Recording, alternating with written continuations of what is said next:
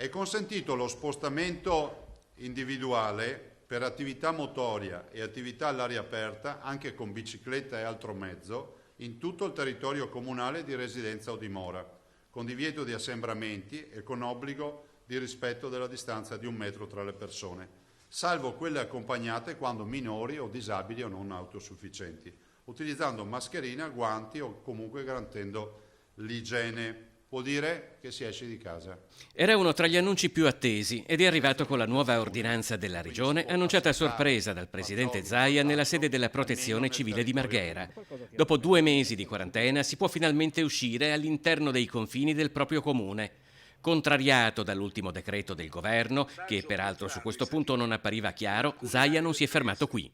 È consentito per i residenti in Regione lo spostamento individuale nell'ambito del territorio regionale per raggiungere le seconde case di proprietà o imbarcazioni di proprietà che si trovano al di fuori del comune di residenza per lo svolgimento delle attività di manutenzione e riparazione necessarie per la tutela delle condizioni di sicurezza e conservazione del bene. Nelle manutenzioni sono stati aggiunti poi anche i velivoli di proprietà.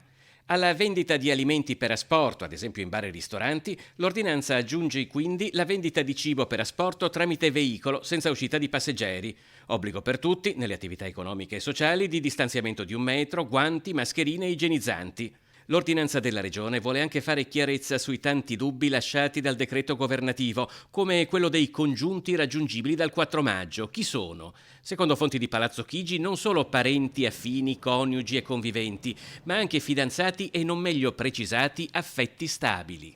Io l'avrei prese prima queste ordinanze, però ero sempre nella speranza di dire che comunque ci sarebbe stato un provvedimento nazionale. Vedo che non c'è stato fino a questo punto. Peraltro, leggendo il decreto, non si capisce ancora cosa possono fare i cittadini dopo il 4 maggio. C'è scritto che i parchi sono aperti, ho capito, ma non abbiamo ben capito, non c'è scritto da nessuna parte quanto si può allontanare da casa un cittadino. Non vorrei che fosse come quello del bagno al mare, che si può fare il bagno al mare. Sei da casa in spiaggia però.